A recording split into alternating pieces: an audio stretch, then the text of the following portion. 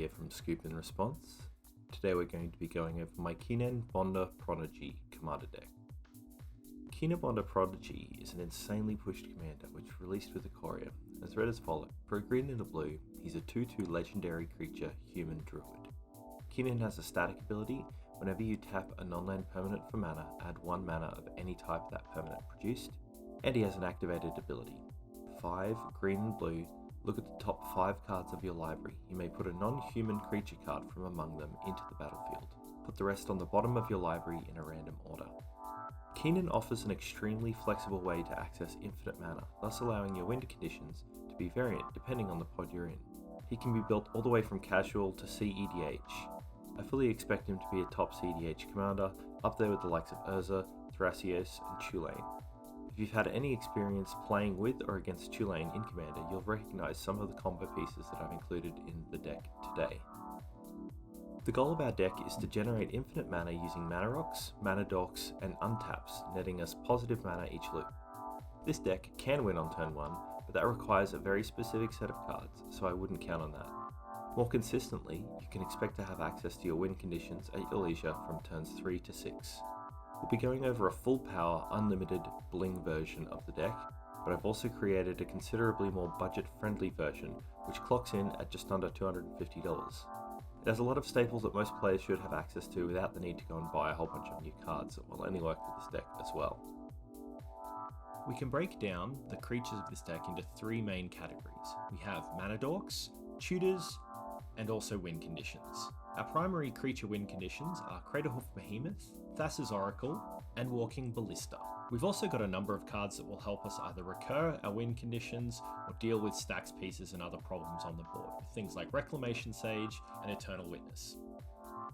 The 2 categories of artifacts that we've got for this deck are mana rocks, which help us get access to infinite combos quite quickly, and also combo pieces. So things like Staff of Domination, Cloudstone Curio, and Lightning Greaves will help us go off a lot quicker. Our enchantment suite is entirely focused on drawing more cards, gaining access to more mana, or giving us combo pieces with things like Pemin's Aura, Freed from the Real, and Intruder Alarm.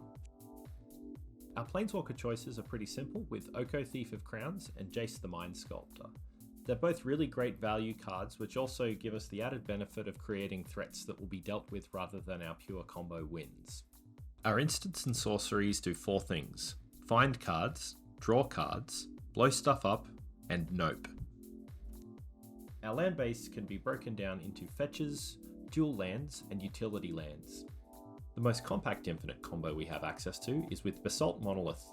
This card allows us to go infinite with only 1 extra card, being Kinnan from the command zone.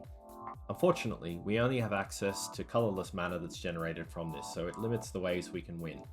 The second most compact combos in this deck are a combination of either Bloom Tender or Gaia Engineer, plus an untapper like Freed from the Real or Pemin's Aura. You simply tap them for 2 and untap them for 1 blue. Both of these cards can generate infinite green mana without having Kinnan on the board, and if you have Kinnan on the board, he will generate infinite for both. It's also worth noting, Kiora's Follower is also another great target for our untappers, as we can use Kiora's Follower to untap any mana rocks while Kinnan Prodigy is out on the board. The next combo requires a combination of Kinnan plus any mana dork that can tap for either blue or green mana, and one of our untappers such as Freed from the Real or Pemin's Aura. With the help of Cloudstone Curio and 2 mana dorks, we can actually generate infinite mana at sorcery speed by continuously bouncing our mana dorks as we tap them, and returning them to hand and playing them again while equipping the Lightning Greaves in order to generate infinite mana. Some of the trickiest combinations that this deck has access to use Shrieking Drake and Intruder Alarm plus any dork that can tap for both colours. By continuously casting and bouncing Shrieking Drake, targeting itself with its ETB trigger, you can untap all mana dorks each time to achieve infinite mana. If it wasn't clear already, going infinite's very easy with this deck. There's so many ways to achieve it at both instant and sorcery speeds. You'll often find you have the infinite combo in your hand well before you can actually execute it all and cast it correctly. You won't even see your win condition cards most of the time, and realistically, you've always got access to your win condition as soon as you have infinite blue and green, because you can use Kinnan's active ability 15 to 20 times to cycle through your deck until you find Thrasios. From Thrasios being on the board, you can then draw your whole deck and choose how you would like to win. You can also use this method to stack your deck in case you're unable to resolve a win condition due to a stacks piece. The fastest way to win will be resolving Thassa's Oracle and drawing your deck with Thrasios, or Staff of Domination while the trigger is on the stack. But if things go awry, you need to rely on backup win conditions with Walking Ballista, Craterhoof Behemoth, and Finale of Devastation. The rest of this deck is assembled to do one of two things: enable your combos to be executed more consistently, or provide you with tools to use should stacks pieces or interaction prevent you from winning in a more direct way.